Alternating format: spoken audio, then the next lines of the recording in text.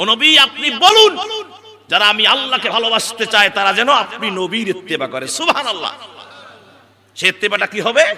কোরআন এবং সুন্নাহ দিয়া। সুবহানাল্লাহ। এইজন্য আল্লাহ সুবহানাহু ওয়া তাআলা কোরআন নাজিল করেছেন। আমি যে আয়াত তেলাওয়াত করেছি, আল্লাহ পাক বলতেছেন সূরা কলম, সূরাতুল কলম 52 নম্বর আয়াত, রব্বুল আলামিন এই সূরা কলমের ভিতরে 52টি আয়াত আছে।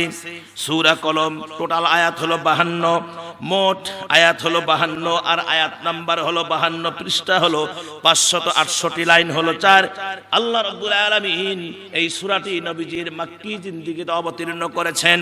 আল্লাহ পাক বললেন ওয়া মা হুয়া ইল্লা যিকরুল লিল আলামিন। আরেকবার পড়েন ওয়া মা হুয়া ইল্লা যিক, দাল কাবজের যিক নরম হবে, যিকরুল লিল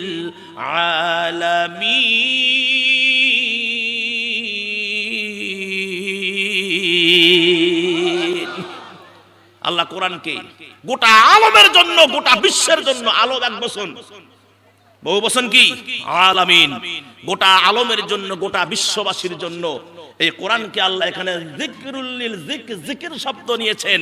আল্লাহ এখানে তার অর্থ দিয়েছেন।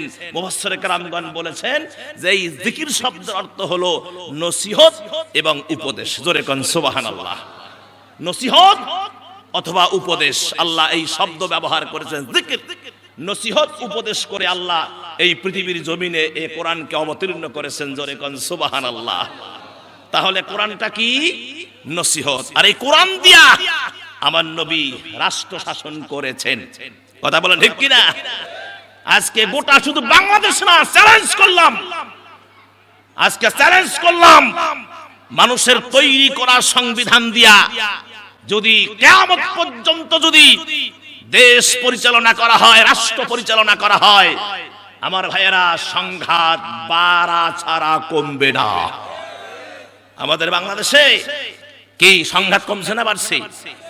প্রতিদিন পেপারের পত্রিকা খুললেই দেখা যায় গুম, হত্যা, ধর্ষণ, চুরি ডাকাতি। আমাদের দেশে তো এখন তার চোর নাই, আছে একটা চোরের গোষ্ঠী নাই। আমাদের দেশে ডিজিটাল হওয়ার সাথে সাথে চোর দেশ থেকে পালিয়ে গেছে, চোর বাংলাদেশে আর নাই।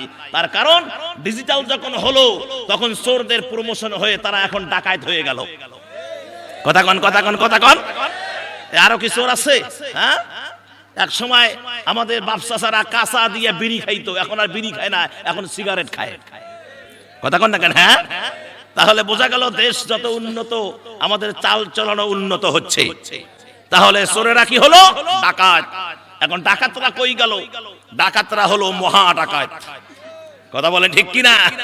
তাহলে ডাকাত আর মহা ডাকাত, ন্যাশনাল ডাকাত আর ইন্টারন্যাশনাল ডাকাতের মধ্যে পার্থক্য হলো আমার ভাইয়েরা, যারা দেশের টাকা চুরি করে দেশের ব্যাংকে তোষকের নিচে, বালিশের কভারের ভিতরে, তারপরে মায়ের স্ত্রীর নামে অ্যাকাউন্ট, ছেলের নামে অ্যাকাউন্ট, মেয়ের নামে অ্যাকাউন্ট, ব্যাংকে পর্যাপ্ত পরিমাণে টাকা ঢুকায়, দেশের টাকা দেশের ব্যাংকে রাখে, এরা হলো ন্যাশনাল ডাকাত। আর যারা দেশের টাকা বিদেশে পাচার করে এরা হচ্ছে ইন্টারন্যাশনাল ডাকাত। কথা বলেন, কথা বলেন।